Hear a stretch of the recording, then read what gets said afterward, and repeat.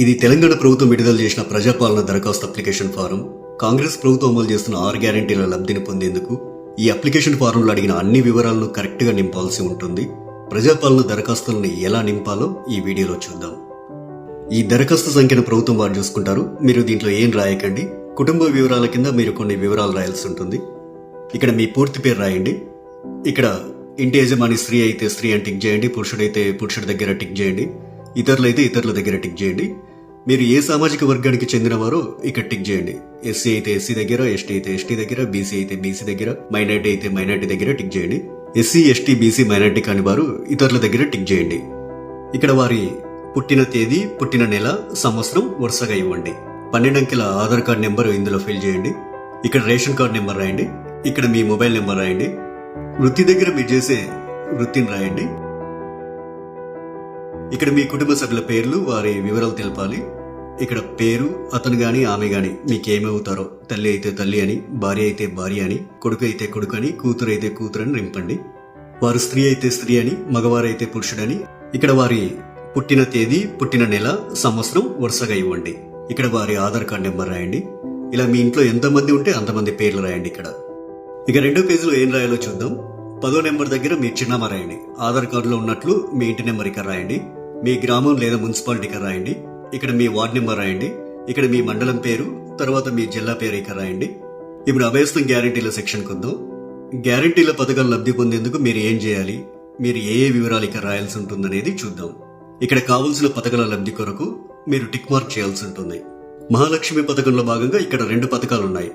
మొదటిది ప్రతి నెల 2500 ఆర్థిక సాయం పొందేందుకు ఇక టిక్ మార్క్ పెట్టండి. ఇక రెండోది 500 రూపాయలకు గ్యాస్ సిలిండర్ పొందేందుకు ఇక టిక్ మార్క్ పెట్టండి. 500 రూపాయలకు గ్యాస్ సిలిండర్ కు సంబంధించి మీరు కొన్ని వివరాలు నింపాల్సి ఉంటుంది. మొదట ఇక్కడ మీ గ్యాస్ కనెక్షన్ నెంబర్ రాయండి. ఇక్కడేమో మీకు గ్యాస్ సరఫరా చేస్తున్న కంపెనీ పేరు రాయండి. మీరు సంవత్సరానికి ఎన్ని గ్యాస్ సిలిండర్లు వాడతారో ఆ సంఖ్యని ఇక్కడ రాయండి. రైతు భరోసా పథకం కింద లబ్ధి పొందేందుకు ఇక్కడ కొన్ని వివరాలు ఇవ్వాలి. రైతులు ప్రతి ఏటా ఎకరానికి 15,000 రూపాయలు పొందేందుకు ఇక్కడ వివరాలు ఇవ్వాల్సి ఉంటుంది. మీరు రైతు అయితే ఇక్కడ టిక్ మార్క్ పెట్టండి. ఒకవేళ మీరు కౌలు రైతు అయితే ఇక్కడ టిక్ మార్క్ పెట్టండి. ఇక్కడ మీ పట్టాదారు పుస్తక నెంబర్ రాయండి. మీరు సాగు చేస్తున్న భూమి వివరాలు అంటే సర్వే నెంబరు, విస్తీర్ణం అలాంటి వివరాలన్నీ ఇక్కడ రాయండి. మీరు వ్యవసాయ కూలీలైతే ఏటా ఇచ్చే 12,000 రూపాయల కోసం ఇక్కడ టిక్ మార్క్ చేయండి. ఇక్కడ మీ ఉపాధి హామీ కార్డు నెంబర్ రాయండి. మరో గ్యారంటీ ఇంద్రమ్మ ఇండ్లు పథకం లబ్ధి కొరకు ఇక్కడ కొన్ని వివరాలు ఇవ్వాల్సి ఉంటుంది. ఇల్లు లేని అర్హులైన కుటుంబం వాళ్ళు ఈ వివరాలు ఇవ్వాలి. ఇంటి నిర్మాణం కోసం ఆర్థిక సాయం పొందేందుకు ఇక టిక్ మార్క్ చేయండి. ఇక అమరవీరులు మరియు ఉద్యమకారులు 250 చదరపు గజాల ఇంటి స్థలం పొందేందుకు ఇక్కడ కొన్ని వివరాలు ఇవ్వాల్సి ఉంటుంది. మీది అమరవీరుల కుటుంబం అయితే ఇక్కడ టిక్ మార్క్ పెట్టండి. ఇక్కడ మీ కుటుంబంలోని అమరవీరుల పేర్లు రాయండి. వారు అమరులైన సంవత్సరం రాయండి. FIR నెంబర్ రాయండి. డెత్ సర్టిఫికెట్ నెంబర్ రాయండి.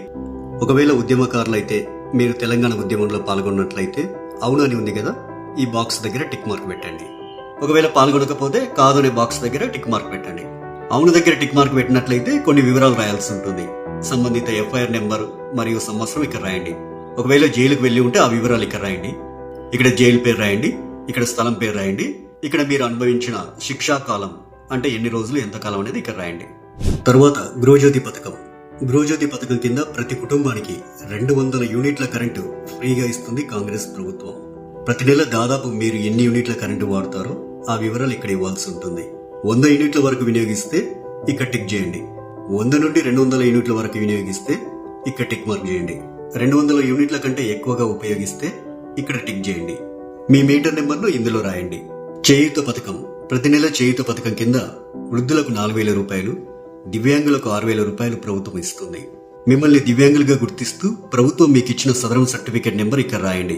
మిగతా వారు వృద్ధులైతే ఇక్కడ, గీతా కార్మికులైతే ఇక్కడ, డయాలిసిస్ బాధితులైతే ఇక్కడ, బీడీ కార్మికుల జీవన భృతి పొందే వాళ్ళైతే ఇక్కడ, ఒంటరి మహిళా జీవన భృతి పొందాలనుకునే వారు ఇక్కడ, వితంతు పెన్షన్ కోసం ఇక్కడ టిక్ మార్క్ చేయండి. చేనేత కార్మికులైతే ఇక్కడ టిక్ మార్క్ చేయండి. ఎయిడ్స్ వ్యాధిగ్రస్తులైతే ఇక్కడ టిక్ మార్క్ చేయండి. పైలేరియా బాధితులు ఇక్కడ టిక్ మార్క్ చేయండి. బీడీ టేకేదర్ జీవన భృతి వాళ్ళు ఇక్కడ టిక్ మార్క్ చేయండి. ఈ అప్లికేషన్ ఫామ్ కు మీ ఆధార్ కార్డ్ జిరాక్స్, తెల్ల రేషన్ కార్డ్ జిరాక్స్ కాపీని జత చేయాల్సి ఉంటుంది. ఇక్కడ మీ సంతకం, ఇక్కడ మీరు అప్లికేషన్ ఇచ్చిన తేదీ రాయండి. మీ ఊర్లో ప్రజాపాలన సదస్సులు పెట్టినప్పుడు ఈ అప్లికేషన్ ఫామ్ తీసుకెళ్లి వారికి ఇవ్వాలి. ఇక చివరిగా ప్రజాపాలన దరఖాస్తు రసీదు ఉంటుంది. ఇందులో మీ నుంచి దరఖాస్తు తీసుకునే అధికారి కొన్ని వివరాలు రాసిస్తారు. ఈ రసీదులో అధికారి దరఖాస్తు సంఖ్య రాస్తారు. అభయస్థం గ్యారెంటీలకు సంబంధించి టిక్ మార్క్ చేస్తారు. తదితర వివరాలన్నీ కూడా రాస్తారు. చివరగా అధికారి తన సంతకం చేసి మీకు రసీదునిస్తారు.